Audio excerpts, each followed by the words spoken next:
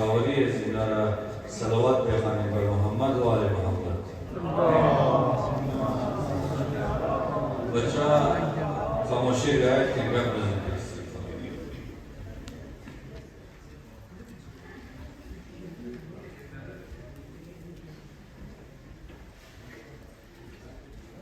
صلوات على محمد وآل محمد.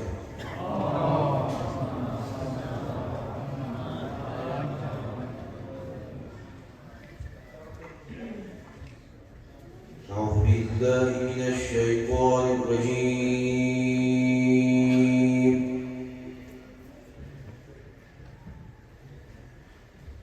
بسم الله الرحمن الرحيم.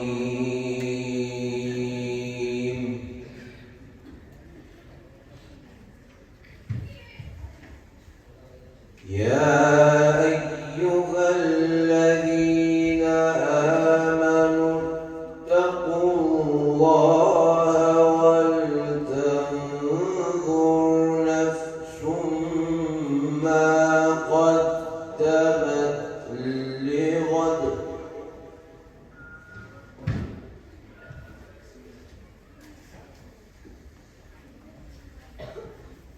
يا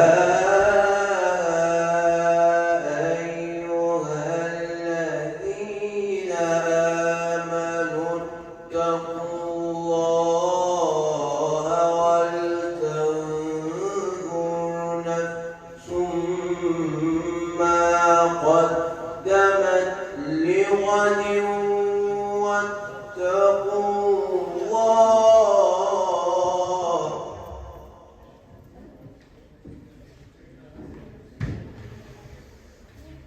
إن الله خبير بما تعملون.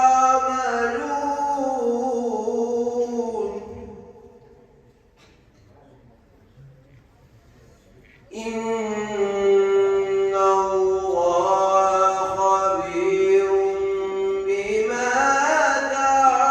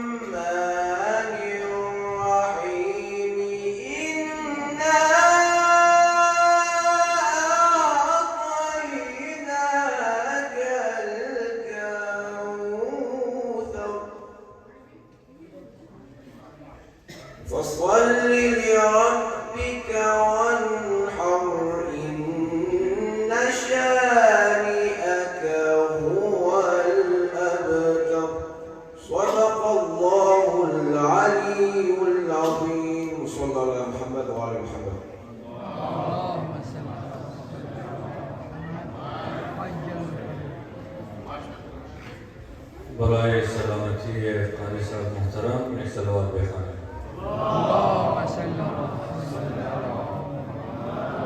بسیار تشکر که تلاوت زیبای خود مجلس امشب را مزین کردن و حالی ما دعوت کنیم از برادر عزیز حاجی یاسر صاحب که باید و مرسیه خدمت شما پیش کنند تا آمدن زینارم صلوات بخوانید.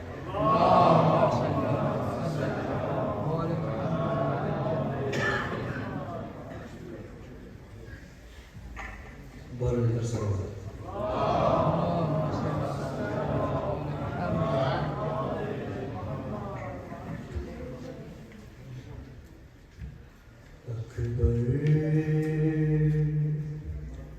तुम्हारे बाद मेरी दुनिया तमाम है। अकबर तुम्हारे बाद मेरी दुनिया तमाम है। लाशें से रोल लिपट कर ये कहता इमाम है।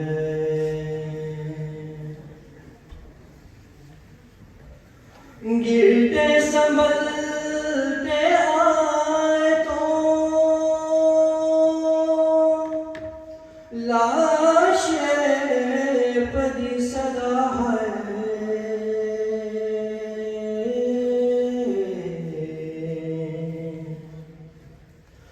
गिरते संभलते आए तो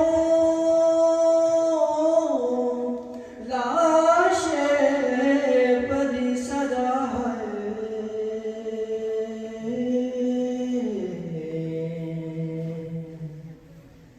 मक़तल को खेल बेटा हमारा सलाम है।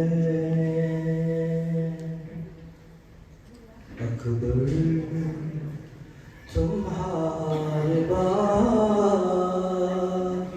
मेरी दुनिया तमाम है।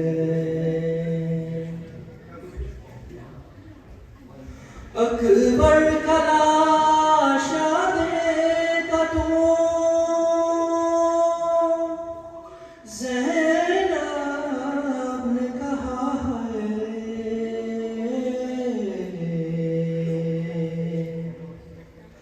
अकबर का लाशा देखा तो ज़ैनब ने कहा है।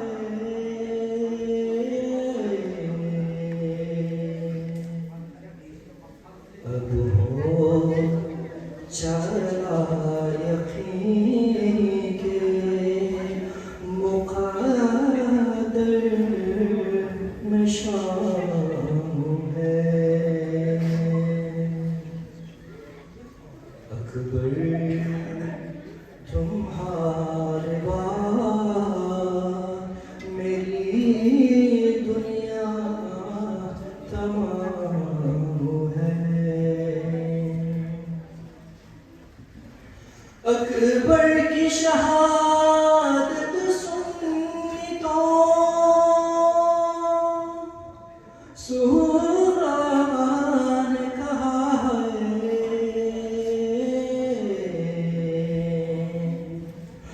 अकबर की शहादत सुनी तो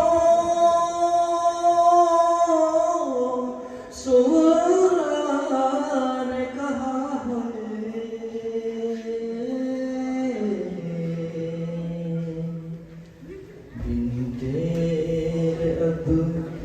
इस जहां में जीना महाल है अकबर तुम्हारे बाद मेरी दुनिया तमाम है लाशें से रोल तस्कर ये कहता इमाम है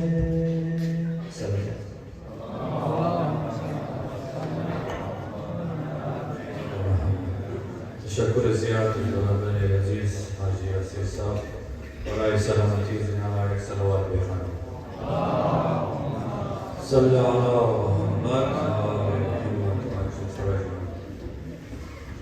एक मौजूद बसियार हसास دیگر که همیشه بوده و هست همیشه ممنه اسپیشلی که این مدرن تمام خانواده ها را تربیت اولاد است همیشه شکایت میرسه که مثلا بچه های موقع سگه از ما گوش نمونه یا مثلا توجه نمیده از ما یا خوش نداره که از ما بیشتر تنهایی اختیار مونه یا مختلف حرکتهای صحیح نمونه خلاصه خانه خب البته این بخشی که باید میلیم بکنه چون ما توقع داریم که یک درخت که مثلا یک نهال مو رمنه و بخشه که بیشندنیم و غیر ازی که مو کدام لکافته رزو کنیم و خوشی بال باره و کلانشون خود سرسبز باید و میوه بگه و فروت تمام چیز مکمل باشه خب امکان نداره دیگر یک درخت و یک باغ که است یک باغبان بکار داره مو باید وقت بدیم برای وزارت داشته باشیم تایم بدیم برای زنا صحیحه که مو ایره مگیم که والا مو یک دیوتی داریم که مو را دگو جای دیگه کنیم دگو کلاسی اسلامی دگو قرآن یاد بگیره دیگه میشه مگیم نمیشود دیگه خلاص شد بس باید یاد بگیره تمام شده این طرح نیست اولین استادی که اولادها از اونا یاد میگیره و تاثیر و رفتار و کردار از اونا در اولاد پدر مادر هستند پدر مادر در خانه هر رنگه که بودن همون رنگه اولادم خراب میشد اگر خدا نخواسته در خانه ناچ و خانه رقص و آتش دنا باشه در اون چی خو اولادم همون رنگه دیگه توجه در اون طرف پیدا کنه اگر نه خانه کیسه بچه دید که پدرم مادرم کلانا تمام تچار کنیماس منه مای روزه آمد روزه میگره و شونی بال میشه مای محرم آمد لباس سیاه میشه زاداری منه بسیار چیزا ارزشها در من خانه گفتم میشه و گفتش کچیم کو میگرنه و یاد میگره از او بعد این تربیت میشه تربیت انسانی و اسلامی و این ثابت شده که مذهب از مو دین از مو یک اولاد خوب تربیت کنه اگر مو عمل کنی به چیزی لیل چی مذهب چون اهل بیت از مو این رقم بوده و کده و خلاصه بوده کسایی که شیعه خوب یک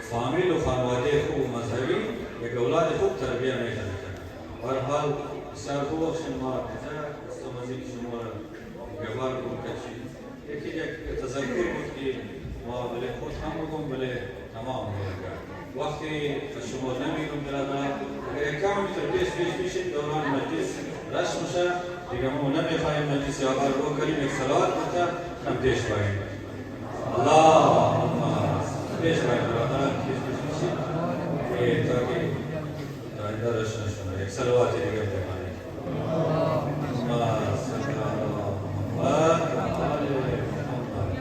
دعوت میدیم از عالم بسیار قدردان و جلیل القدر با احسان جناب مولانا شیخ احمدی صاحب که بلی منبر تشریف بیاره و انشاءالله مجلس آغاز کنه صلوات بر محمد و آل محمد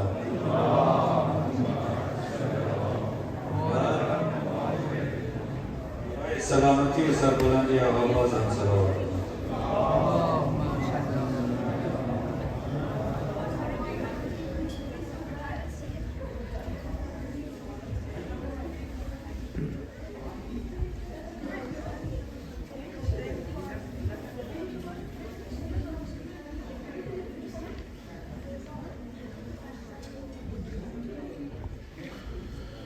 أعوذ بالله من الشيطان الرجيم بسم الله الرحمن الرحيم وصلى الله على سيدنا ونبينا وحبيب قلوبنا وشفيع ذنوبنا أبي القاسم المصطفى محمد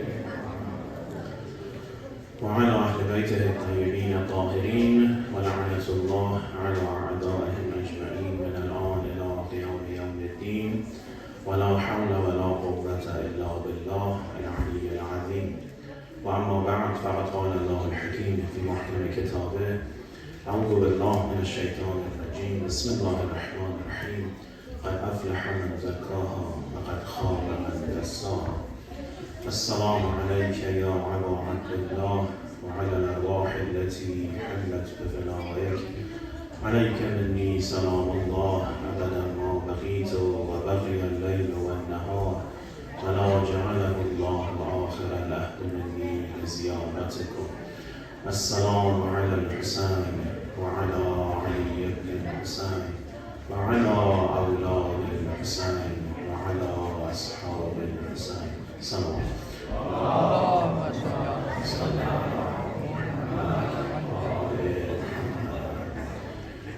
May Allah subhanahu wa ta'ala has accepted every single great deed of yours in the month of Muharram, especially every step that you have taken, every effort, every energy, every dollar that you have spent on the path of Abu Abdullah and on the path of commemoration and mourning and azadari for the sake of Sayyid al-Shuhada, with the hope and prayer that inshallah we all can gain the bounty for going to the ziyarah and inshallah the benefits of his shafa'ah recited aloud salawat.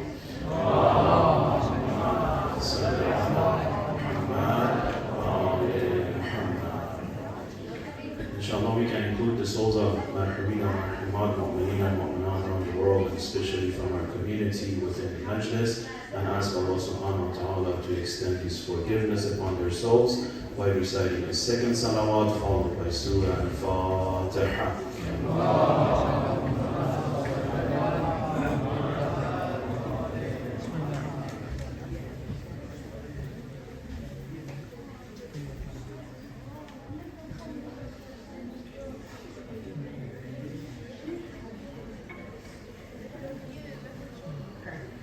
And inshallah we can sincere intention with full amount of energy and motivation as a sign of respect and inshallah invitation we can recite our third salawat in the honor of Imam of time Hazrat Sahib al-Asr al-Zaman Jalallah Ta'ala Farajah al-Sharif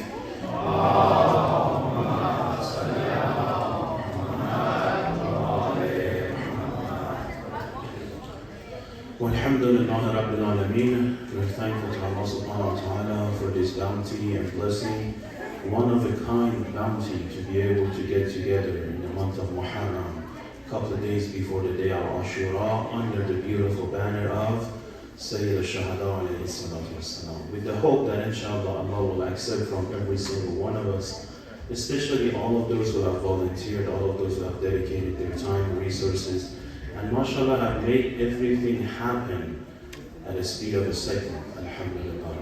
May Allah bless their souls and their marhumin and marhumat. Let's recite one more salawat dedicated to all of them, inshallah.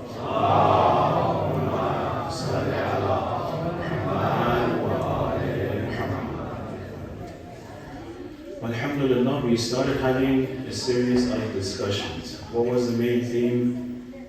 The path of prosperity.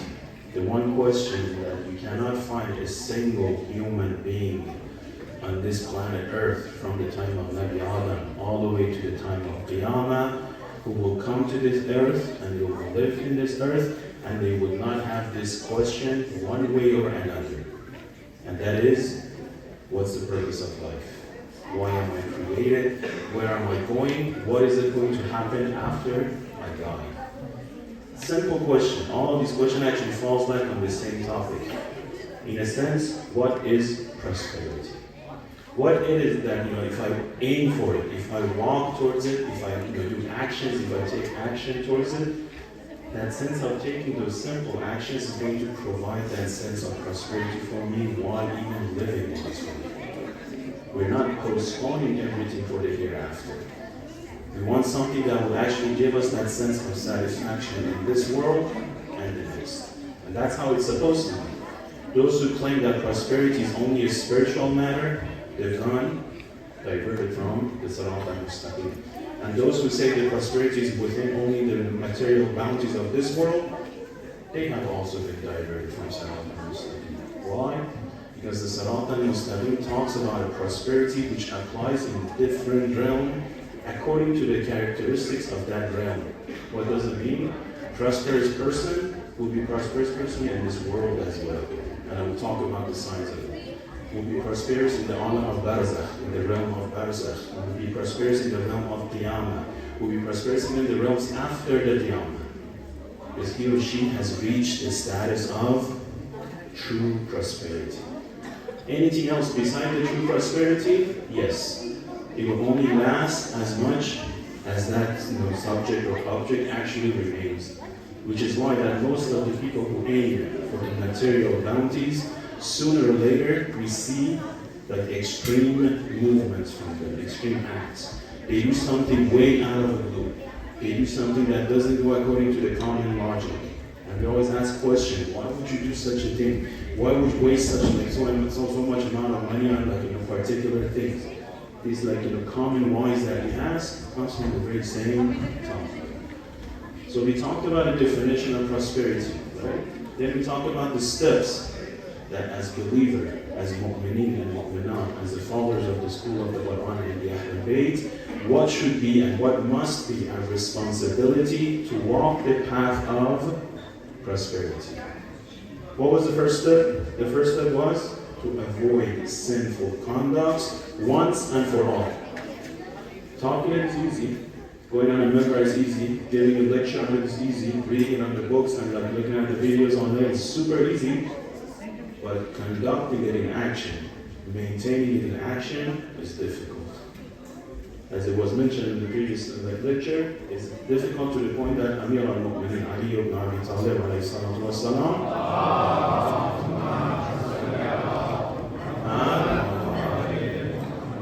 tells us that the day in which we do not commit a single sin, that day will be a true Eid for us, will be a true celebration for us. It's an indication that it's very difficult to prevent ourselves from sins. Part of it, again, our nature. Part of it, our biggest enemy, sworn enemy known as Shaitan and his army. We talked about this last session. Now, step 2. What was step 2? Contrary to pertaining ourselves from sinful conduct is to focus more and put our investment more and put our energy more on what? On fulfillment of our responsibilities in the best format possible. And when I talk about responsibility, I don't mean only to go after career. That's one aspect of it. No. Even the fulfillment in terms of the rights that we have towards Allah subhanahu wa ta'ala. We refer to them as haqqullah, right? Or the rights that we have towards others, the haqqul nafs. The rights that we have towards ourselves, the haqqul nafs. The rights that we have towards the nature, right? The environment, our neighborhood, the whole world, the whole cosmos. All of these have rights. as a human being created by Allah subhanahu wa ta'ala, just because we are human, it comes up with responsibilities. I can look the other way. I can say, oh, I don't know, I don't want to go about it. That's a choice. That's a choice. But what religion teaches us, we have all of these responsibilities which have been required from all of us. Sooner or later, we're going to be accountable for it, whether we want it or not. Allah has given us the choice, has given us the guidelines, has given us the willpower. The willpower. That willpower is one of a kind bounty. It is why Allah subhanahu wa ta'ala, when He finishes the creation of Nabi Adam and the whole race of human, He refers to them and says, فَتَبَارَكَ اللَّهُ أَحْسَنُ الْخَالِقِينَ. He gives a glad tidings to Himself that how great and how glorified is Allah subhanahu wa ta'ala, who has created the best of creation. So here always this question comes up: if humankind is the best of creation, what is the situation we see in the world today? Constant wars, constant battles, constant oppression, constant natural disasters, constant talks of the effects of the greenhouse effects, and constant talking about how the human being is ruining every single thing that he or she lays hands on. Whether it's nature, whether it's geography, whether it's country, whether it's the sea resources. You look around, you see so many arguments. So why is Allah referring to us as the best of the creation? The answer is simple. The form of our creation is the best. But whether this form actually contains the quality of that creation goes back to our decisions, goes back to our choices, goes back to the way of life that we have taken, goes back to the lifestyle that we're living, goes back to the values that we are practicing. So one of the ways to learn, see the perfect role model of all of these perfect values that Allah subhanahu wa ta'ala has been talking about it, and has been constantly talking to the human beings since the time of Nabi Adam, is the movement of democracy, in which we can actually picture that it is possible, it is very likely, and the results of it is one of a kind. It's one of a kind. In a way that no matter how much we own, how many people we know, how much power we have, how much connection, how much we feel superior towards other people, when it comes to these qualities, or the true qualities of a human being, none of those is going to come to our assistance. There's only one quality that is going to come and help us. What is that quality? The quality we see in all of the ashab of Sayyid al-Shahada. Despite a different background, all of them end up in the position that every single one of us as mu'mineen and mu'minat, we wish to be what's them. We wish to be at their ranks. We wish to gain some of the faza'il that they have. So what was it? Was it knowledge? Was it courage? Was it being just? Was it being pious? What quality they all had in common? That's where we want to get, inshallah, tonight. And it's actually the fourth step. So first step, avoid sinful conduct. Second step, fulfill our responsibilities, especially when it comes to the acts of worship, in the perfect manner. Don't aim for quantity only, but try to aim for the quality. Raise the quality, raise the bar on the quality. Quantity has always been done in the past. As a matter of fact, those who always go for the quantity, sooner or later, they may end up on the wrong side. They may end up on the wrong side. Example, tragedy of Ashura. Example, battle of Jamal. Example, battle of Safin. Example, battle of Nahrawan. Take a look at all of these battles. Who are the opponents? The opponents are not non-Muslims. The opponents are not kuffar. The opponents are not like the mushrikeen of Makkah, or like Rome, or all the neighboring countries. Who are the opponents? The Muslims. Some of them are Sahaba of the time of Nabi Rasulullah. Take a look at the Battle of Jamal. Battle of Jamal has so many lessons for all of us, especially those who are like me and they aim for the quantity. They just want to increase the number of the deeds that they do in the path of worshipping Allah subhanahu wa ta'ala. Take a look at the top figures in the Battle of Jamal. You have Sahaba versus Sahaba. And this is one of the very good arguments we always ask of those who say every single Sahaba has a high virtue. There is this hadith which is fabricated hadith, in which says, all of the Sahaba who were living at the time of Nabi Rasulullah and had the blessing to see Nabi Rasulullah. That's the definition of Sahaba. They're like the stars of the sky. To any of them you hold on to, you'll find guidance. So okay, if that's the true case, then what do you say about the Battle of Jamal? Why? You have Sahaba on one side, Sahaba on the other side. It cannot be both of them are right. If I'm going to choose a side, which side am I going to go? Or am I just going to stay on the, as a third group? Which, by the way, the third group is the most dangerous of all the first and second group. Because first and second group, one of them is actually truly on the path of right, and they're committing actions to express the path of right. The second group are on the path of falsehood, and they still express the action towards falsehood. So we can actually make this distinguish. But the third group, we refer to them as the gray group, the one that do not make any comments. They're the scary one. Because just being quiet, just being silent, literally speaking, they're helping the side of the falsehood. Right? So which side are we going to pick? There must be some difference. We have two major figures on both sides. Yes, now we know the history, now we talk about the Fazail of Amir al-Mu'mineen. For us it's very simple. If I was there at that time, I would have joined the side of Amir al-Mu'mineen. No, let's not go too fast. Go and take a look at the history of great companions such as Zubayr or Talha. You know Zubayr's title, what is his title? Sayf al-Islam. The title is given to him by who? By Nabi Rasulullah. Which one of us has the title given to us by Nabi Rasulullah? Sayf al-Islam, the sword of Islam. Meaning what? How many times he fought for the sake of Islam on the side of Nabi Rasulullah in different battles. How many battles have he fought? Actually, he was one of the ones who was defending Amir al-Mu'mineen on the tragedy of attacking of the house. He was the one who actually comes out with the sword as they're about to break in, and he tries to fight, and they capture him, and they break his sword, and they take him to the masjid. So he's actually on the side of Amir al-Mu'mineen. He's defending the Walayah. He's giving up his life, even at that moment, after the Rihla of Nabi Rasulullah. So you look at the Fazail. Some even said that he was part of those who were among those who actually participated in the burial of Sayyidah Fatima Zahra. Very few had the chance. In one narration, in one report, it says that he was one of them.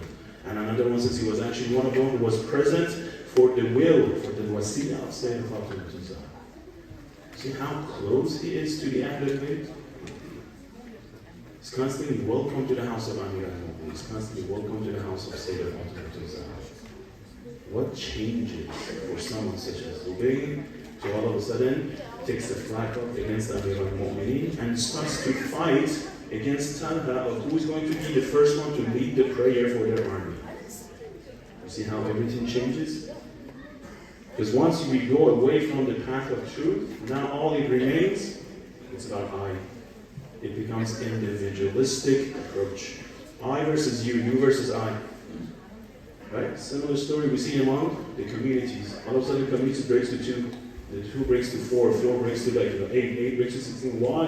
And then each community we go to, alhamdulillah, that's not the case here, inshallah. Every community we go to, we see 20, 30 mu'min they're saying, and every single community is asking for donations. Why? Because they have already got something that they cannot afford. They went way behind their dreams. They got something they cannot afford. The numbers are low. They keep on asking and asking and asking to the point that it's constant asking for money. Versus when we bring resources together, it's common sense. As a family, what do? We bring resources together in order to make that it move for the entire family. But why does it work when it comes to community? Why does it work when it comes to a broader picture? When it comes to a city, when it comes to society, when it comes to a country? Because not everybody's following that path. Not everybody understood what is the prosperity. Not everybody understands how to take the steps towards that prosperity. So as a result, what happens? We fall on our individual benefits. Me versus you. My culture versus your culture. My skin versus your skin. My language versus your language. My type of food versus your type of food. You'll be surprised that people actually fight over whether the food should be spicy or not. When? In the month of Muharram. When? On the night of Qadr. It's actually personal experience. On the night of Qadr, on the night of 23rd of the month of Ramadan, mashallah, two of the mu'mineen who were both professional reciters. Think about that. professional reciters. On the night of 23rd of the month of Ramadan, they start to fight. Over what? Not in the back of the room, in front of all the audience. Why? Because one person, as he has taken over the mic, he recited 1 minute or 2 minutes more than the time that was allocated to him. So this other guy got upset because if you recite 2 minutes more, I have to recite 2 minutes less. And they're going at each other in front of everybody on the night of 23rd of the month of Ramadan, which we refer to as the night that is better than 1,000 months. What happened? Right? And people are like learning from them. So where is the issue? The issue comes back to the very same concept. The steps towards prosperity. We cannot just put it like, behind our ears, like, okay, inshallah something will happen. Yes, inshallah something will happen, but we have a choice to modify what is going to happen. It's not that we're just going to go with the flow. If you're going to go with the flow, if you were living at the time of Imam Hussein, which side was the flow going? Was the flow going towards Imam Hussein or was the flow going towards Yazid? Why so many people were going on the side of Yazid? And this question was mentioned. If I'm not saying Sayyida Zainab Salamun Alayha, she asked Imam Hussein on the day of 8th, 9th, as the whole army is like gathered, it's like, wow, Abdullah, how come like we see every day groups and groups and groups, badges and badges and badges of the soldiers, they come to the land of Karbala, but all of them end up on that side. If something happens, we see one, maybe 2 people coming and joining the side of Imam Hussein. See the flow. Most of the time goes in this direction. Majority, most of the time, goes against what is truth. And that's the logic which is mentioned in the Quran. أَكْثَرَهُمْ لَا يُؤْمِنُونَ أَكْثَرَهُمْ لَا يَعْقِلُونَ. Right? Majority, they do not become believers. Majority would not accept the faith. Why? Because majority cannot distinguish between what is truth and what is falsehood. They cannot distinguish what is the true prosperity and what is a delusional prosperity. So they keep on following the trend. And the trend, guess who's leading the trend? The trend usually gets led by those who can actually make the false sense of prosperity as true version. So that's why always they use tangible items. They use something that you can actually sense it, and they say, oh, look how good it is. Everybody follows. Everybody has the likes. Everybody puts a comment. Why? Because we can sense it. As a result, what happens? We grow up, and little by little we start questioning our own faith. I cannot sense Allah subhanahu wa ta'ala. I cannot sense the angels. I cannot see them. I cannot talk about hereafter. Little by little, and then what comes up? The questions. Is this all true, or is this something that the shuyukh have made it up so they would have like the majalis? The question comes up. Doubts comes up. The whole religion goes to the side. You'll be surprised, but take a look at the second, third generations in most of the Western countries. One of the top main issues. The first generation, mashallah, they come, they have that sense of survival, and they literally work hard. They work hard and they maintain their religion because the backbone is strong. But the second, third, fourth, fifth, sixth generation, there is no sign of a religious background. And not only from the families who are not as active, even the families who are very active within the community centers. And that's the sad part of the stories. I myself have seen so many community centers. You see the names of those who have actually established the community centers on the wall because they're already a couple of generations past. They're long gone. But when you look around, none of their grandchildren can be found anywhere close to the center. Center, one center. Anywhere close to the religion. So what's the problem? Where is the issue? It's not only me understanding what the prosperity is. 2, I have to convey the very same understanding to those that I know. Starting with my own family, starting with my own children, starting with my own spouse, starting with the people that I have connection with. It's both aspects. Always remember this. Islam is not individual aspect. I cannot say, okay, I do my things, I do my salat, I do my praying, I do my fasting, I do my hajj, I do my zakat and khums, and I am done. Inshallah, Allah accepts. No, that's only one side of the coin. وَأَقِيمُوا الصَّلَاةِ وَآتُوا الزَّكَاةِ. Every time in the Quran we read أَقِيمُوا الصَّلَاةِ is followed by آتُوا الزَّكَاةِ. Why? أَقِيمُوا الصَّلَاةِ individually. Atu zakat, society. And a responsibility towards ourselves, a responsibility towards the society. I cannot just take one of them. I cannot take pieces of them. I don't want to be part of that ayah that says, يُؤْمِنُ بِبَعْضٍ وَيُكَفِّرُ بِبَعْضٍ. Take the part that I can do, it's easy for me, and leave the other side of it because it comes with challenges. And a lot of times we think as a challenge. Once we start, once we get the ball rolling, then it becomes very easy because it's the path of Allah subhanahu wa ta'ala. The help will come as long as we take one step. That first initial step is the most difficult one, and that's when the shaitan is at its strongest point actually. You know how waking up in the morning is very difficult, although you had a very nice sleep, right? You wake up in the morning, it's time for the Fajr prayer, and you're like, oh, maybe a couple more minutes of sleep. It's the most difficult moment of the day. Now, if that day you're supposed to get a praise in terms of a raise of a salary, you'll be awake 2 hours before you have to go to work. Why? This is more money. It's more money, right? See how we get up like 2 hours early when it comes to Salah? No, we still have time to be like, what time is the sunrise? Maybe 7:10, 7:20. I still have time. The Maharaj have said, as long as you have enough time to finish your Salah before the sun rises. So that gives you 2 minutes right before the sunrise. Then you sleep a little bit more. See, values are different. The approaches are different. Perspectives are different. So second step is to fulfill our responsibilities, especially the acts of worship, in a perfect manner. In order to do so, we have to work on it because it's a journey. It's not going to happen overnight. Overnight, we're not going to be able to offer the salat of Ayatollah Baja, right? But we can work towards it. We have to practice towards it. We have to set the ground ready. And the third step was to go back and increase the level of our awareness. As I mentioned last night, this third step provides the energy, that juice for the first and second step. The more of the awareness we have in a constant motion, the more we can fulfill the first and second step. The less of the awareness, in which we refer to it as negligence, ghafla. Obviously, we will not be able to fulfill the first and second step.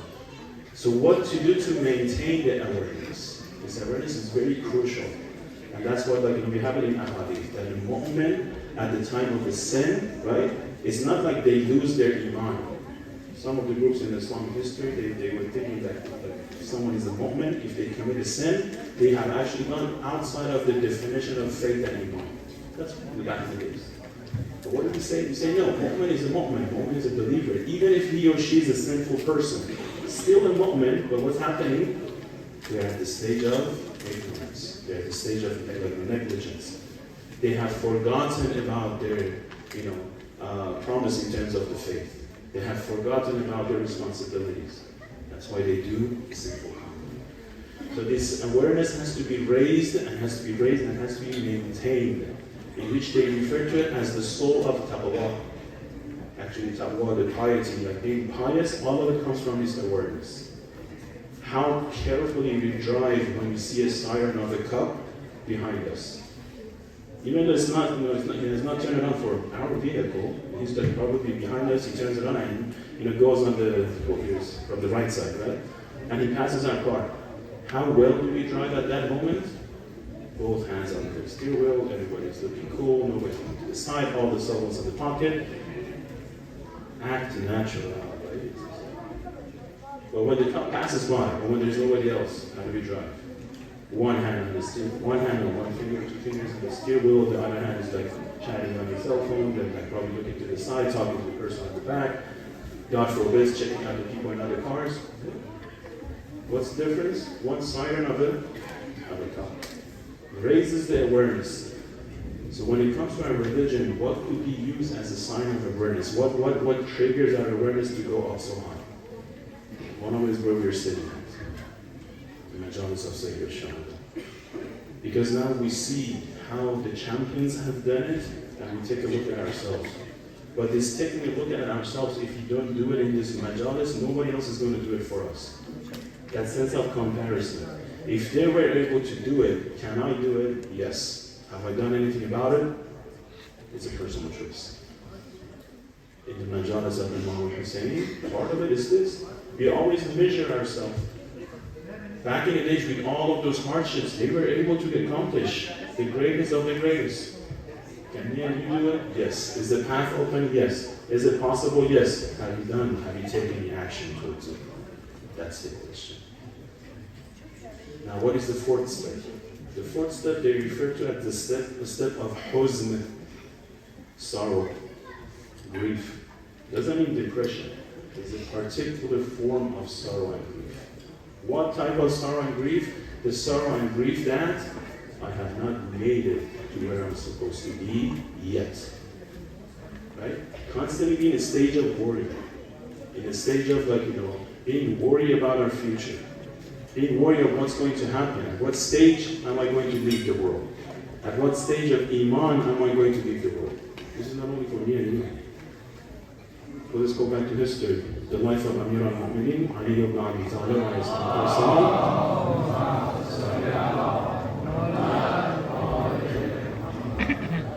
When was the news of his shahada was given to him? The famous one that everybody narrates is the sermon of Sha'baniyah by Nabi Rasulullah, which was recited, they say, towards the end of the life of Nabi Rasulullah. So think about it, right? And we deducted the numbers, you can actually get at what age Amir al-Mu'mineen was given the news of his shahada. When the news is given to him, what is the first thing Amir al-Mu'mineen asks? He doesn't ask about the place. He doesn't ask about how it is going. He doesn't ask who is it going to make me shaheed. He doesn't ask anything else. He asks only one thing. أَفِي سَلَامَةٍ مِّن دِينِي. Nothing else. At that time, when the shahada happens, O Nabi Rasulullah, is my religion safe? Am I on the path of religion? Who's asking? Amir al-Mu'mineen. If he's asking at the time of shahada, am I on the right path? Am I on the right religion? Is my religion safe, sound, and secure? Me and you, every day we have to be asking ourselves that. Right? Every day. Was it only Amir al-Mu'mineen? No, you see the very same logic, even at the time of Abu Abdullah, even within the Ashab, especially within the Bani Hashim. How? On the way to Karbala. You guys know this story. At one of the manzils, as Abu Abdullah was saying, on the horse, for one split of second, his head falls down as if he's taking a nap.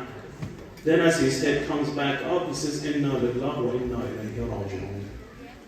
The one who's next to Abu Abdullah, constantly observing his mood and stuff, is Hazrat Ahmadi Akbar. He says, oh father, what happened? 1 second, your head was down, came up, said, Inna lillahi wa inna ilayhi raji'un. Abu Abdullah tells him, my son, I had a vision.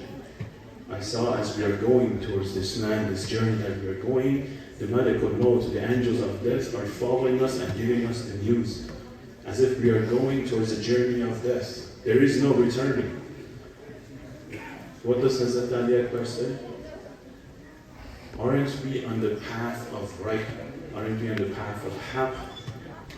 Aren't we going according to where we're supposed to go? Aren't the steps that we're taking on the right path? Referring to the right religion, right status, right mood, right faith. Then he responds himself. He says, if that's the right path, then no fear of getting killed on the right path. Because the path is correct, whether we make it or we get killed on the path of the right. Versus if it's falsehood, then yes, we have to go back and we have to revision. Same logic. Again by Qasim ibn al-Hassan, when he says, Ahla min al-Ahsan. So he sees the death on the path of right to be more sweeter than money. This logic is not something that they will learn in a class at a school. It's okay, because they were close to Imam Hussein, that they had a class, Islam 101, and Imam Hussein was teaching them, repeat after me, right? Death is sweeter than honey, right? No, it's an understanding they were living. The concern that they had, the main concern for a believer, for a mu'minah is what? Is their faith, then everything else. If the faith is correct, then they focus on everything else. If the faith has a problem, everything else doesn't have any value. The matter of prioritizing. And what a concern we have. This concern about religion is actually the fourth step. At what stage am I in? At what stage am I going to end up with? Again, a beautiful hadith by Amir al-Mu'mineen Ali ibn Abi Talib alayhi salatu wasalam.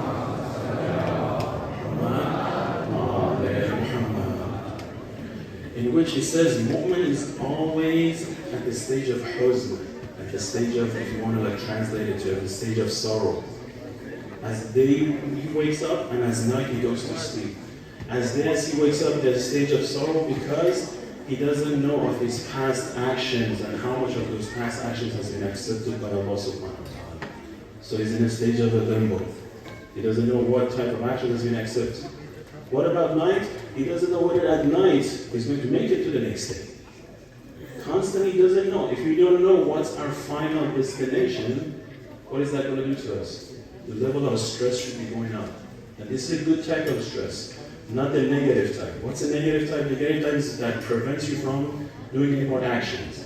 What is a good type of stress? They refer to it as the healthy type of stress, the ones that athletes have right before their race. It gives them motivation, it gives them to be more focused so they can do the best that they can do in that race. So there is a positive aspect of the stress. That comes with religion as well. Not knowing what's our final destination gives me the vision that, okay, what should I be doing?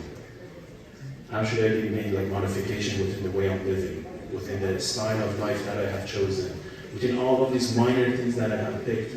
Because every single thing we do has a reaction. And the reaction not in terms of the deeds, a reaction in terms of the effects on our soul, not only our soul, but the souls of those who live with us.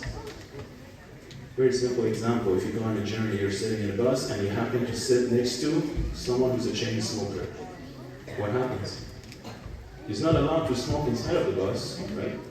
But every time the bus stops, he goes out and he has a pocket of or a pack of cigarettes. Then he comes back in. After 1 hour, 2 hours, 3 hours, you reach your destination. You come out of the bus, you go back to your family. The first thing they do, slap you in the face. Why? Why do you smell like cigarettes? Have you been smoking? I'm just kidding about that. It's like, no.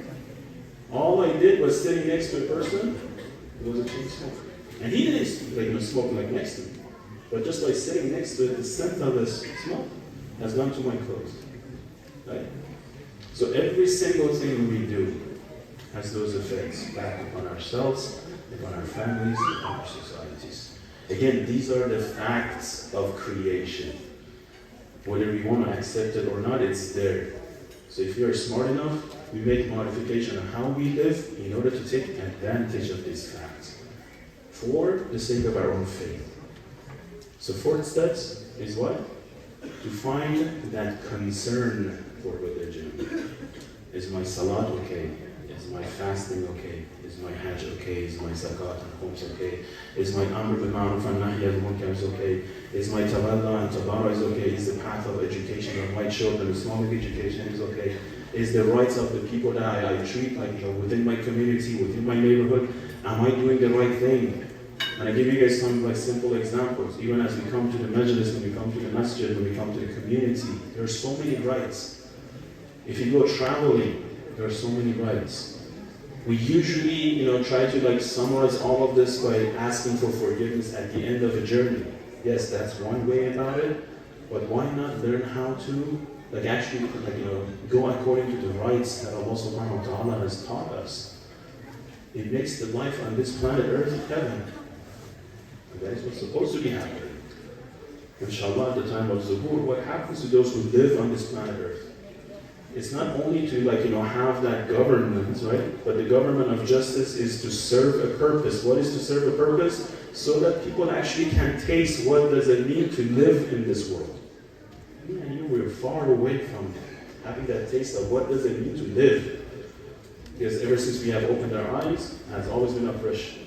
And will be always oppression until inshallah the day of Zuhur. And that's how everything changes. Finally, we can see the true bounties of this world. Right? There's so many Ravaya that talks about how everything changes at the time of after Zuhur. Right? So we have to increase this concern that we have for religion. There is one specific dua by Imam Musa Kazim alayhi salatu wasalam.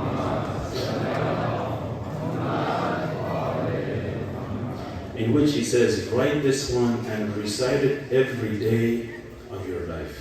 What is the dua? He says, Allahumma la taj'alni min al-mu'arin wa la tukhrajni min al-taqsir. Allahumma la taj'alni min al-mu'arin wa la tukhrajni min al-taqsir. So the companion that Imam Musa al-Qasim is talking to, he asks a question. He says, what does mu'arid means, and why we are asking Allah subhanahu wa ta'ala to not exit me from the taqsir? For the explanation. Imam says, أما المعارون فقد عرفت أن الرجل يعارض إن ثم يخرج منه فما معنى لا تخرجني من التقصير فقال كل عمل تريد به الله عز وجل فكن فيه مقصرا عند نفسه فإن الناس كلهم في أعمالهم فيما بينه وبين الله مقصرون إلا من عصمه الله عز وجل. So what is mu'arid? Basically it means those who actually follow and they do not follow that specifically within the limitation that they're supposed to be following. So we're asking Allah subhanahu wa ta'ala to not give us the status of those who finish the acts in an incomplete manner. One. Then we're asking لا تخرجني من التقصير. Don't get us exit from this lack of limitation, this limitation of the power to fulfill a conduct. So the second part was vague. The companion asked Imam Musa al-Qasim, what's the second part talking about? We usually ask Allah subhanahu wa ta'ala to give us more in order to can do more. Imam says, no matter how much Allah subhanahu wa ta'ala provides for us, right? We cannot find a single person who would be able to fulfill an act in a perfect manner. That's why we are always at the stage of tafsir. We are always at the stage of shortcomings. And that's why we always have to be looking up to Allah subhanahu wa ta'ala to accept the deed on His mercy. Not on something that we have done. Sometimes we feel good about stuff that we do, right? We start feeling a little bit good. Oh, 10 days of majalis, 10 days of crying for Imam Hussein, 10 days of Asal-Ghali, 10 days of this. We start feeling a little bit good. What's the sign of it? After the 10th of Ashura and the 11th of Ashura, how many people can be found in the community?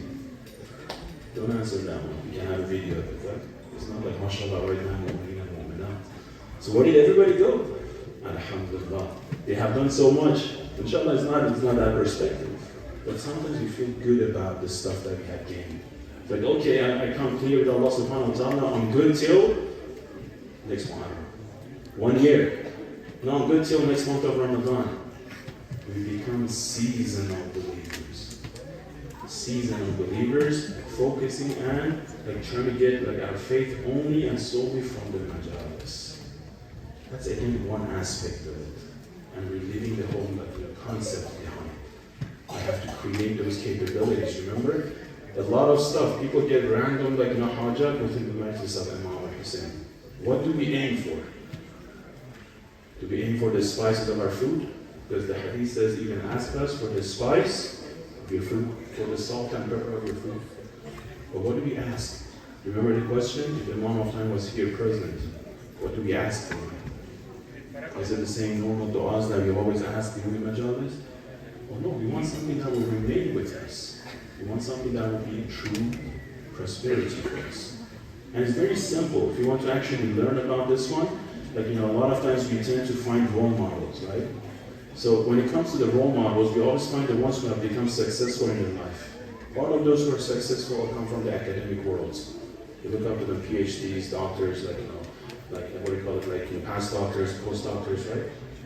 So they usually always ask what university did you study, which university is the best, and we look at the criteria. What are the criteria? Rankings, right? The network, the alumni, the programs of the graduate students. There are different elements. But there's one university that despite of our age, all of us we can benefit from. And it's right in front of us. Anybody knows that one? I refer to it as a university of life. Those senior houses, they have it in Melbourne? Senior houses, yeah? If you go to the senior house, what do you find there? You find an engineer, you find a doctor, you find a worker, you find a politician, you find a technician, you find an IT man, you find athletes, you name it, you'll find it there. It gives us that awakening a little bit. And wait, these guys used to be young just like us. Now what happened?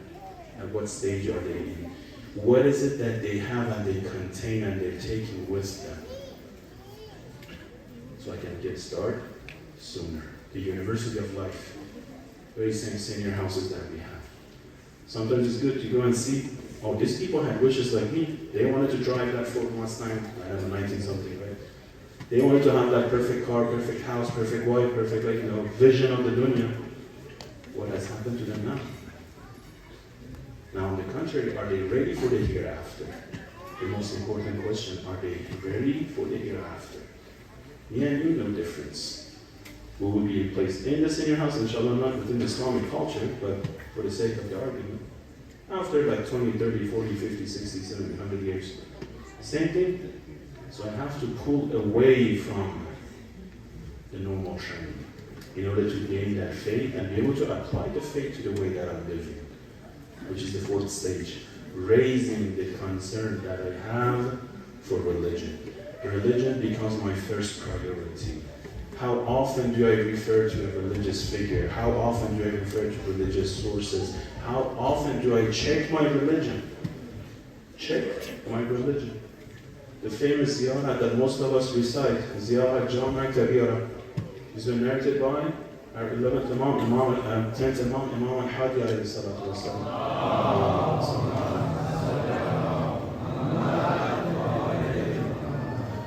This ziyarah has a good background story to it. What's the background story? Actually, one of the companions, he goes to Imam and says, Imam, let me express my ideology, let me express my theology, let me express how I think about religion, and correct me if I'm wrong. Correct me if I'm wrong. Imagine that. And he talks about it, and Imam confronts some points, he has some mistakes, then Imam recites the ziyarat of Jama as documentation of what does it mean to be a Shia. What does it mean to be a follower of the Ahlul Bayt?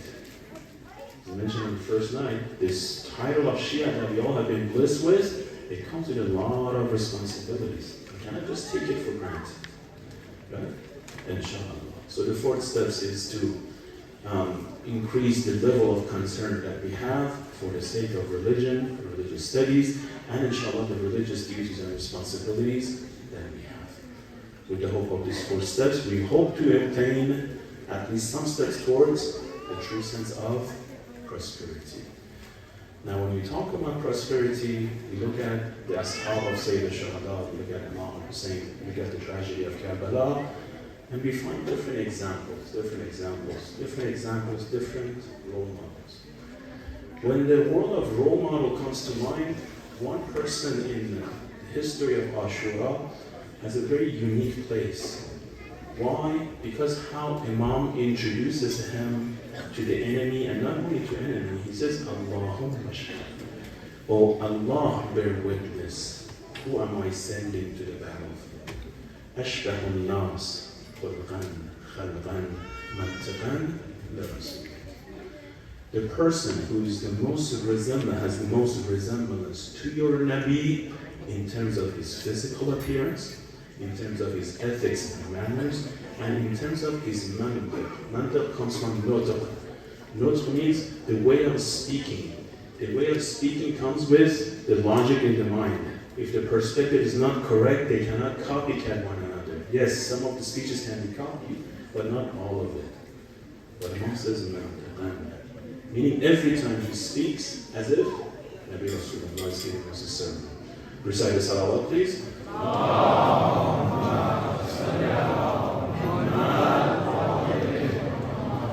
They're asking if it's possible for, mashallah, the brothers to come closer to the minbar. It will be a busy night, inshallah, as you come towards the minbar.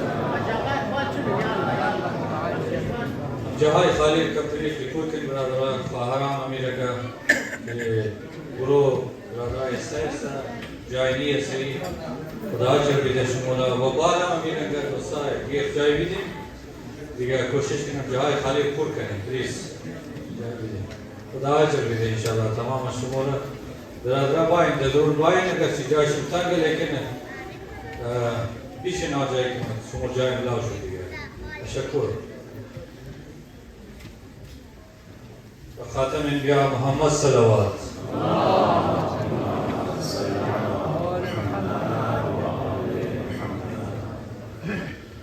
السلام عليك يا أبا عبد الله وعلى الأرواح التي حلت بفنائك عليك مني سلام الله أبدا ما بقيت وبقي الليل والنهار ولا جعله الله آخر اللهب مني لزيارتكم السلام على الإحسان وعلى علي بن وعلى أولاده وعلى أصحابه. Let's go to the land of Karbala, the 8th night of Muharram. The masa'ib of someone very special, very unique. In a sense, we can say the hope of Allah, the one that Imam al-Hussein would look up to every single time that he misses the Ahlul Bayt, he misses Nabi Rasulullah. The one that not only Allah Abdullah, but the rest of the Bani Hashim, all of the women and children, as they mentioned this, every time we miss the face of Nabi Rasulullah, we would look at Hazrat Ali Akbar.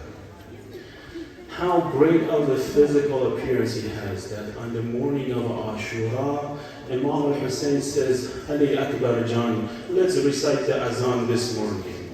Some of the companions, they ask why.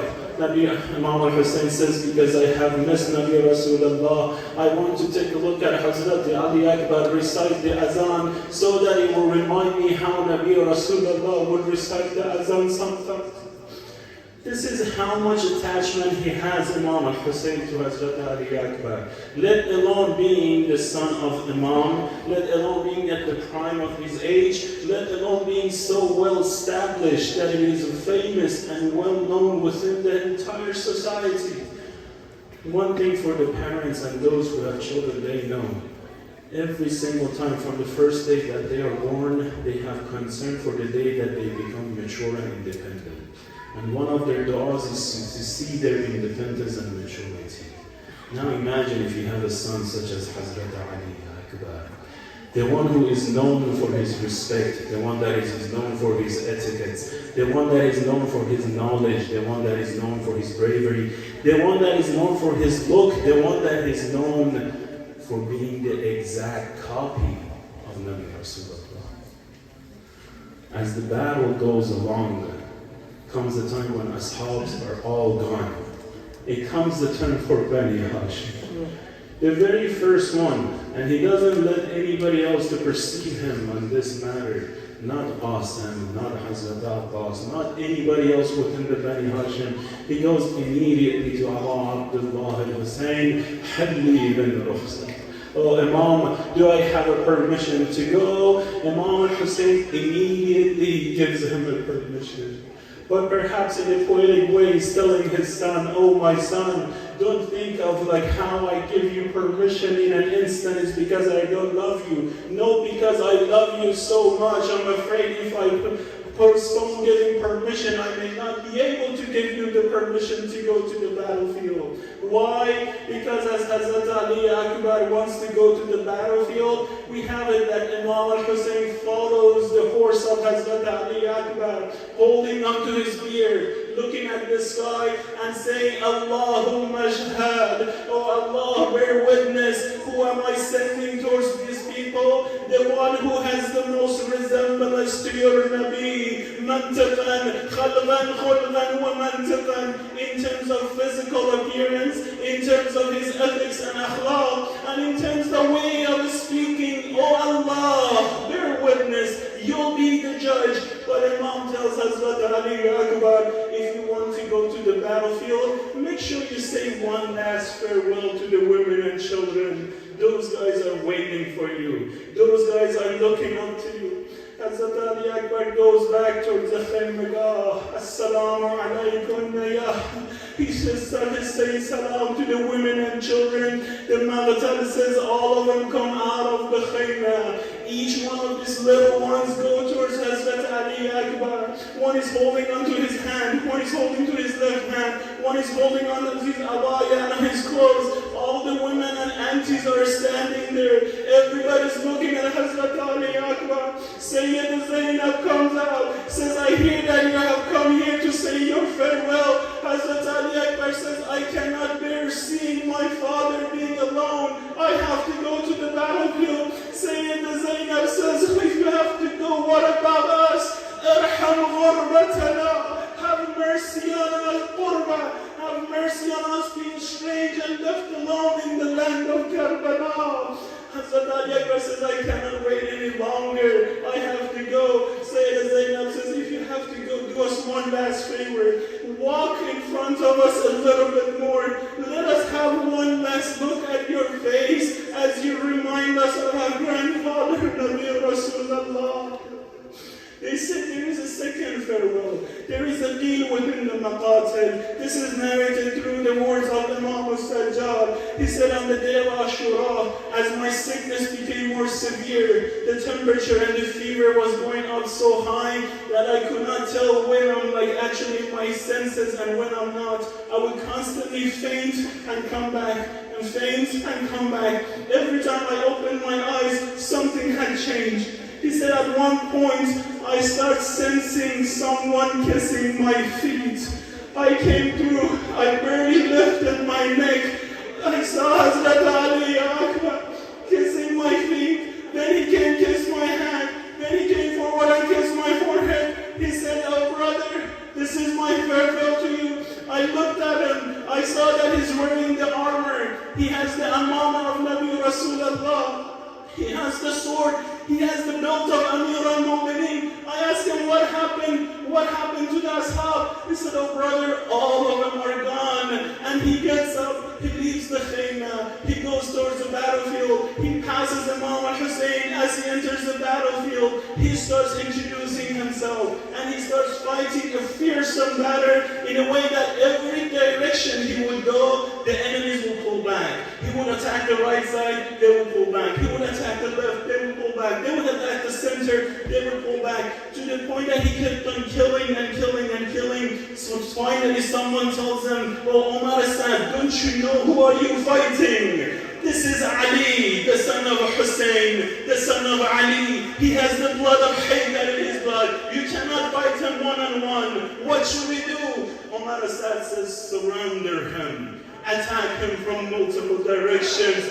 Make sure you circle him. Don't leave any exit room for him. As they're approaching, as they come from every side, Imam al-Hussein is looking down. All of a sudden he sees Hazrat Ali Akbar makes a U-turn. He's coming back towards Abu Abdullah. He comes up to his father. The two horses in front of one another, looking in the eyes of his father one last time. He says, Ya Abu Abdullah, al-atashu qatalani. The thirst is killing me. The thirst has made my armor heavy on my body. Is there any piece of wine? Is there any piece of water with you that I can drink? Then I can show this guy the actual blood of Haydar.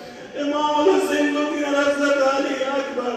Why would he make such a request? Most of the scholars, they say it was because Hazrat Ali Akbar felt missing the Imam for one last time. So he comes back for the second farewell, unique and specifically for Imam al-Hussein. Some others, they say it was because Imam al-Hussein could not leave his attachment towards Hazrat Ali Akbar. Yes, he gave permission, but he was still concerned for him. That's why nothing would go through as he would attack the army.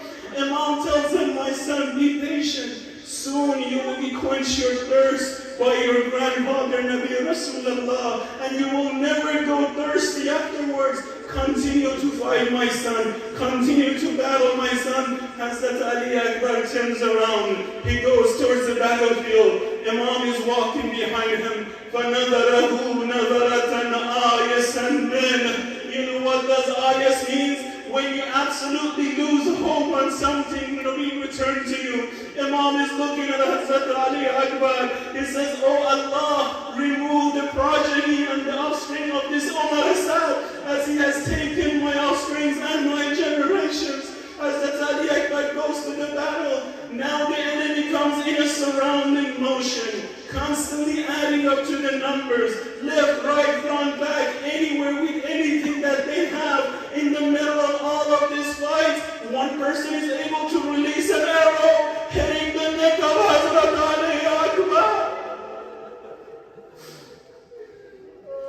Ya Allah, when the arrow comes, Ya Sahib al-Zaman, another one approaches from the right side with a spear and hits Hazrat Ali Akbar on his side. Another one comes with a sword and brings it down so hard on the head of Hazrat Ali Akbar that Hazrat Ali Akbar falls down on the horse.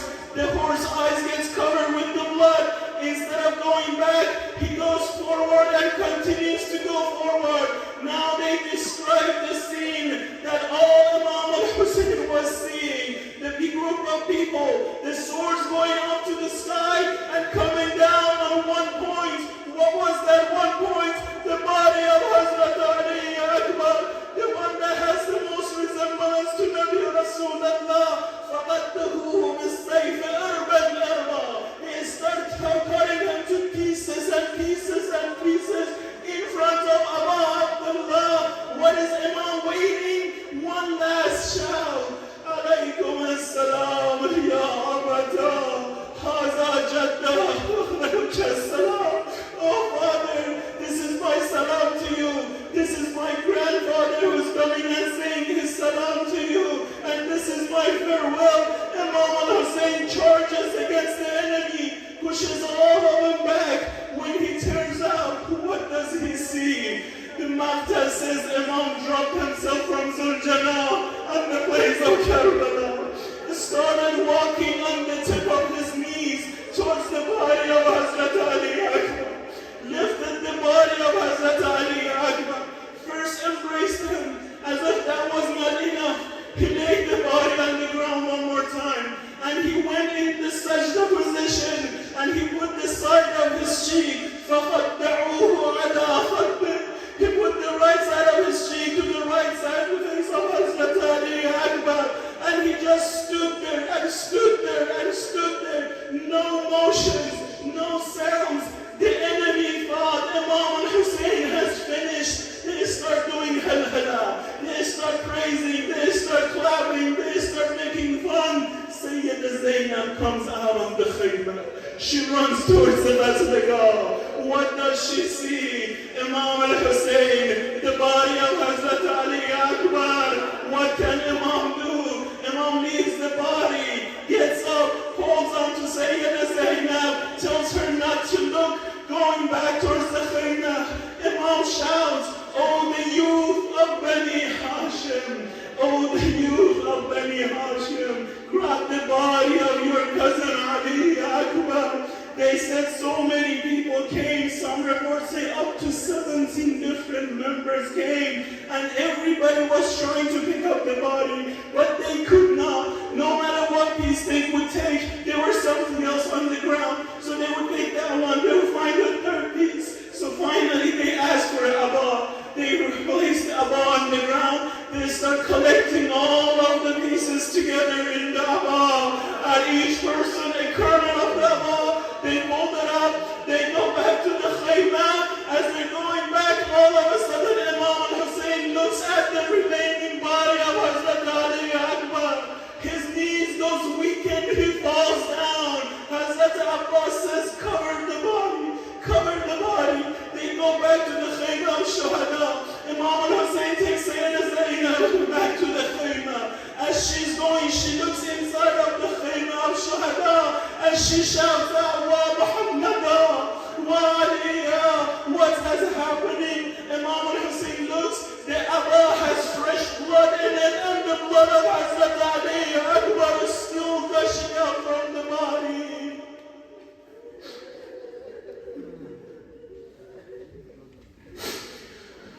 إنا لله وإنا إليه راجعون سيعلم الذين ظلموا أي منقلب ينقلبون السلام عليك يا عبد الله وعلى الأرواح التي حلت بثنائك عليك مني سلام الله أبدا ما بقيت وبقي الليل والنهار ولا جعله الله آخر الأهل مني بزيارتكم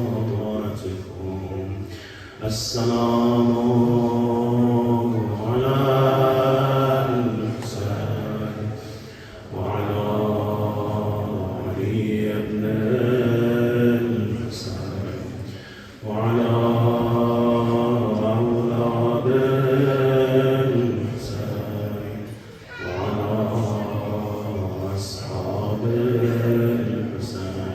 Let's recite it one more time on behalf of Mahroomeen Mahrumat, all of the Mu'mineen and Mu'minat who have Hawaij and who are facing difficulties or facing sicknesses and diseases in their life, inshallah.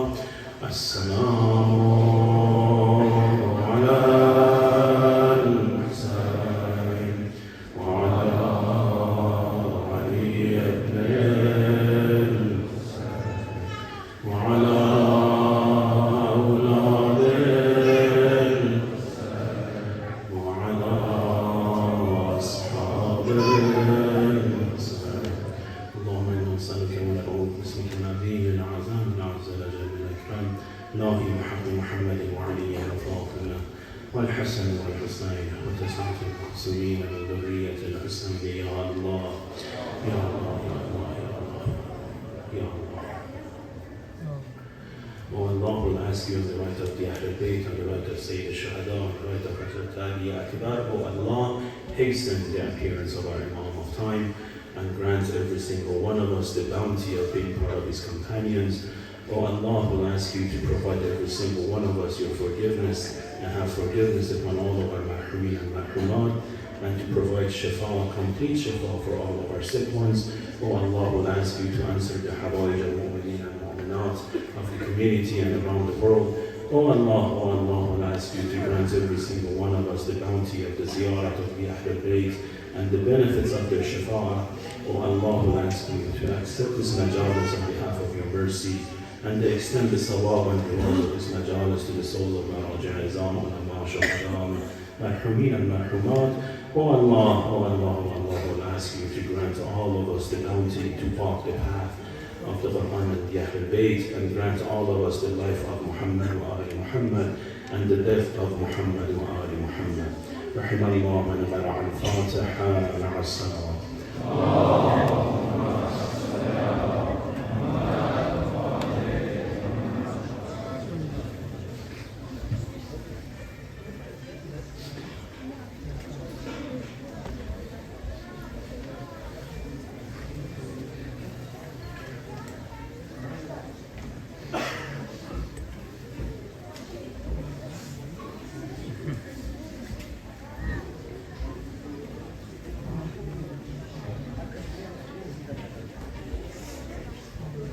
محمد وآل بيت محمد بوادي بلند صلوات.